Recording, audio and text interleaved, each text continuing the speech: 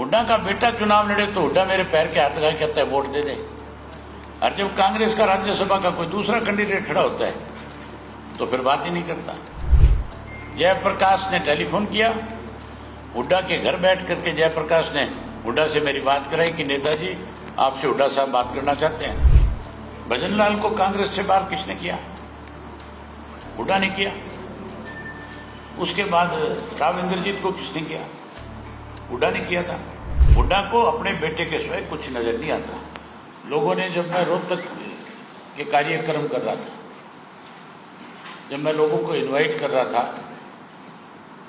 तो बहुत खुल करके ये बात मुझे बताई कि हम कांग्रेस की सरकार बनाना चाहते थे,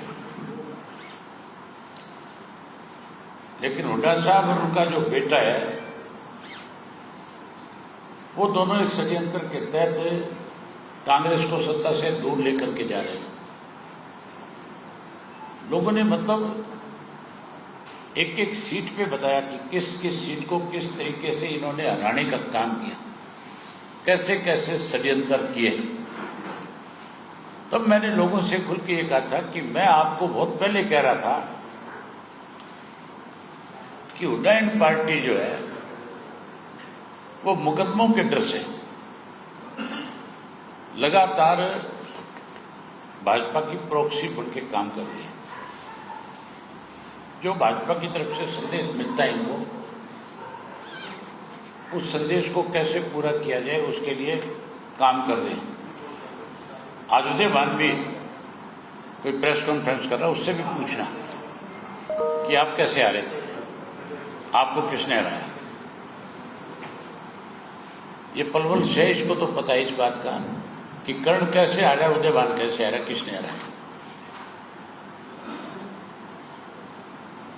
बाकी जो सीटें थी षड्यंत्र के तहत कांग्रेस ने सारी सीटें हराने का काम किया, फरीदाबाद भी और पलवल भी। ये तो खट्टर साहब ने हुड्डा साहब को, आप समझे क्यों नहीं, जिस दिन हुड्डा साहब का जन्मदिन था, मेरे जन्मदिन पे तो एक दिन भी बधाई नहीं देते। खट्टर साहब ने हुड्डा के जन्मदिन पे बधाई दी और कहा कि हम चाहते हैं कि हुड्डा साहब रिटायर्ड ना हो। उसका सीधा सीधा इशारा था कि अगर ये रिटायर हो गया, कांग्रेस का कोई और दूसरा नेता आ गया, तो फिर हो सकता है तेरी कठपुतली ना बढ़े, आपके इशारे पे ना चले। इसलिए वो कहता है कि रिटायर नहीं होना चाहिए, ये रहना चाहिए। एक बयान और दिया हुड्डा साहब ने भी, और एक सच्चाई की बात आपसे भी हम जानना चाहेंगे। गोपाल कांडा को लेकर के वो कह रहे थे कि उन्होंने बयान भी दिया कि खट्टर साहब के कहने में मदद की। एक तो बात उन्होंने कही, दूसरा क्या आप मानते हैं उस बयान का आपको भी नुकसान हुआ किसी तरीके से? मुझे कोई नुकसान नहीं, मेरी बात सुनो आप। मैंने उसी दिन आप लोगों से खुल के कहा कि कांडा ये कहता है कि मेरी वजह से अर्जुन बना और मुझे खट्टर ने कहा। मैंने कहा था ना, खट्टर से एक बार कहला दो कि मैंने गोपाल कांडा को ये बात कही, फिर देखो। मुझे नुकसान कांडा की वजह से हुआ, उसमें कोई दो राय नहीं है। मैं अगर कांडा के साथ नहीं समझौता करता तो ये बात मीडिया में कांग्रेस को कहने को नहीं मिलती, क्योंकि कांडा के खिलाफ बीजेपी ने कैंडिडेट विड्रा कर लिया। उसकी वजह से मेरा नुकसान हुआ, मैंने खुल के कही है ये बात। मैं कोई चीज, मुझे आदत नहीं है, हमारे कहावत है, लोग कहीं ना कुर्ती में गुड़ फोड़ते हैं, मुझे वो आदत नहीं है। जो है सही खुल के बताता हूँ, चाहे आपके सामने कहनी हो चाहे पब्लिक के सामने कहनी हो।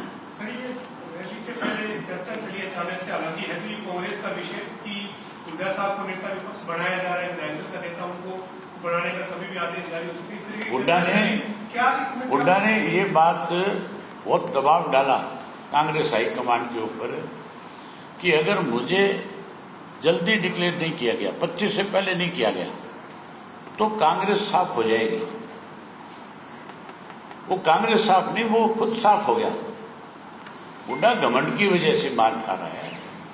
हुड्डा ने झूठ बोला लोगों के सामने। हुड्डा ने मिलकर के, हुड्डा ने, आप ये देखो, हुड्डा ने एक आदमी को नहीं, कांग्रेस को किस तरह से कमजोर किया, ये आपके सामने बड़े उदाहरण हैं। भजनलाल को कांग्रेस से बाहर किसने किया? हुड्डा ने किया। उसके बाद राव इंद्रजीत को किसने किया? हुड्डा ने किया था।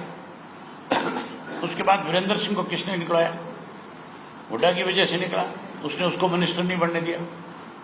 उसके बाद कुलदीप बिश्नोई ने कांग्रेस में विलय कर लिया था, 2 MLA होते थे, उसको फिर कांग्रेस से बाहर किसने किया? इसी हुड्डा ने किया। किरण चौधरी को किसने किया? कौन सा ऐसा राजनीतिक परिवार है जिसको हुड्डा ने कांग्रेस से दूर नहीं कर दिया? शैलजा को भी निकालना चाहता है और सुरजेवाड़े को भी निकालना चाहता है। ये तो दोनों जो है कहीं ना कहीं अपने ऊपर बड़ी मजबूत पकड़ के साथ बैठे हुए हैं। हुड्डा को अपने बेटे के सिवाय कुछ नजर नहीं आता, वो तो अपने बेटे को स्थापित करना चाहता है। उससे कांग्रेस पहाड़ी में जाए उसकी कोई जिम्मेवारी नहीं है। सर वो कहते हैं कि राष्ट्रपति चुनाव हो, राज्यसभा चुनाव हो, आईएनएलडी बीजेपी के साथ रहती है। अरे तुम बावड़ी बात करो, फिर पत्रकार है तू, तेरे को सारी चीजों का पता है। सबसे पहले हुड्डा ने बैलेट पेपर खाली छोड़ा, तुम उसकी बात फिर मेरे सामने दोहराते हो। तुम ये क्यों नहीं कहते भी तेरे से बड़ा चोर तो है ही नहीं कोई? वो कहता है, फिर तुम मेरे सामने ये बात कहते हो जिसका कोई मतलब नहीं है। मैं कांग्रेस को वोट क्यों दूंगा? उससे पूछो भी तुझे क्यों वोट देंगे, क्यों कांग्रेस को वोट देंगे? हमने कांग्रेस के विरोध में जब हरियाणा अलग प्रदेश बना था, कांग्रेस बनाना नहीं चाहती थी, तब चल रहे हम लोग। वो कौन होते ये बात कहने वाला कि कांग्रेस को देते? क्यों देते हम कांग्रेस को? हुड्डा का बेटा चुनाव लड़े तो हुड्डा मेरे पैर के हाथ लगा कहता है वोट दे दे, और जब कांग्रेस का राज्यसभा का कोई दूसरा कैंडिडेट खड़ा होता है तो फिर बात ही नहीं करता। उससे पूछो तो सही कि कौन जिम्मेवार है, पेन की स्याही किसने बदली है? इससे बड़े उदाहरण क्या होंगे?